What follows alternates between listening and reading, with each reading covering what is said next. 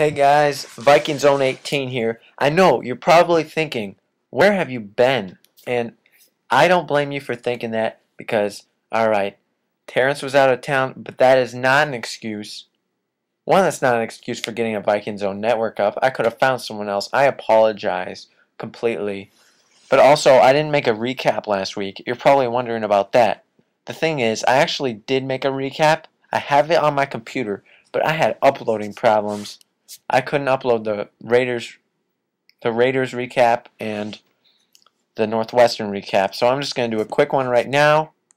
We played bad against the Raiders. We almost came back, but we didn't get the job done. Northwestern, we just played an all-around poor game as the Gophers. So now that that's done, it's time to talk about this week's recap, starting with the Vikings. Alright, so the Vikings fell to the Atlanta Falcons at the Georgia Dome 24-14. This game, where do we summarize it? Where do we start? Okay, we were down 17-0. See, at the beginning of the year, we were doing the opposite. We were starting out with big leads and blowing them. This time, we're getting ourselves into a hole. When are we going to find a way to play solid football all four quarters, both halves? It's just really frustrating, guys. So we were down 17-0, and that's basically the first half. We played bad, gave up some big pass plays to Matt Ryan, let him carve our defense for most of it.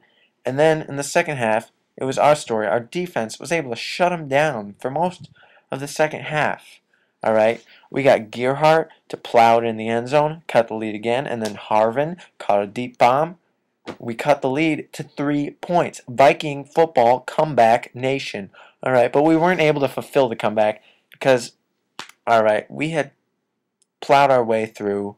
We had come back, cut it to 3, but then all of our momentum just completely fell as Matt Ryan hooked up, and it was over after that. It's just frustrating, guys, because I know how talented this team is, and just seeing us fall on the ground like this is truly an embarrassment because we're not going to be a 500 team this year. We have just clinched a losing record with this loss, but we know how good we could be. So hopefully we'll learn from this. We'll get a decent draft pick. That's a good thing. Next year we're going to come out on top, be a dominant Viking football team that we have expected this past year. The Vikings are like a turkey, Speaking of Thanksgiving, the Vikings, they're like a turkey. The only problem is it doesn't have any seasoning. It's turkey without any seasoning, and it's just not complete. That's all I've got to say. You're thinking this is a perfect looking turkey, but then you slice into it and you realize we need to do something to this turkey, Viking football.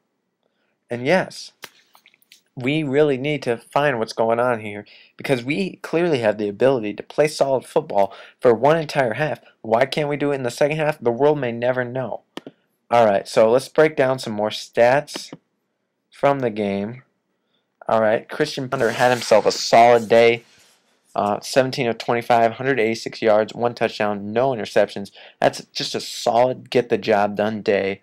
And, well, Adrian Peterson obviously didn't play, so that also affected our loss. But Gearhart, he didn't have a great day, but he did score that touchdown. I think he'll be good in a few years, continue to progress. And Harvin had a few carries as well, didn't do much receiving. Harvin led the team in receptions and yards, 95 yards receiving and touchdown. But obviously, it wasn't enough to win the game. That is when it matters, winning the football game. We know we can do this, guys. What's going on?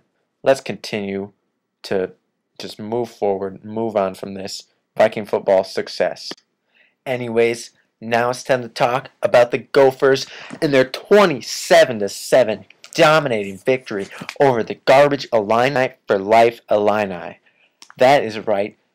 The Minnesota Golden Gophers defeated the Fighting Illini 27-7. It was an absolute dominant performance by the Minnesota Golden Gophers, and what can I say? I am so proud of my team on senior day, just showing up for these fans who really expected better out of this season and know that this team has so much heart and are more of a 9-2 team in a 2-9 team's body, and they played like that, and they got their third win of the season, and it was spectacular. It was a great atmosphere. It was just great to be there. I'm so happy. Minnesota fight song right now.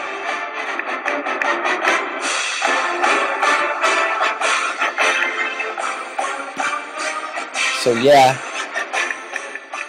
anyways, it's just so great to be a Gopher right now. Illinois, first team in history to start out 6-0 and lose 6 straight.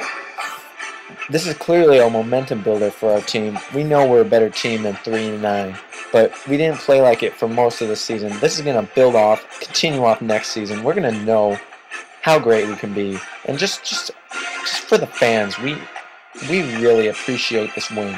It is such a great day to be a Gopher.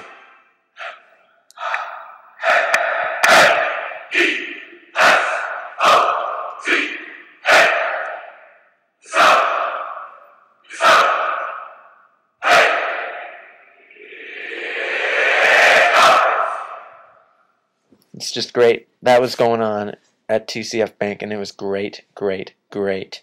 And we wore our beautiful yellow jerseys as well. You know, it was a great. I'm sorry I'm not really getting into detail, but it's just so amazing to be part of this Gopher team and play with so much heart that we did. It was a shutout until they scored with like 4 minutes left.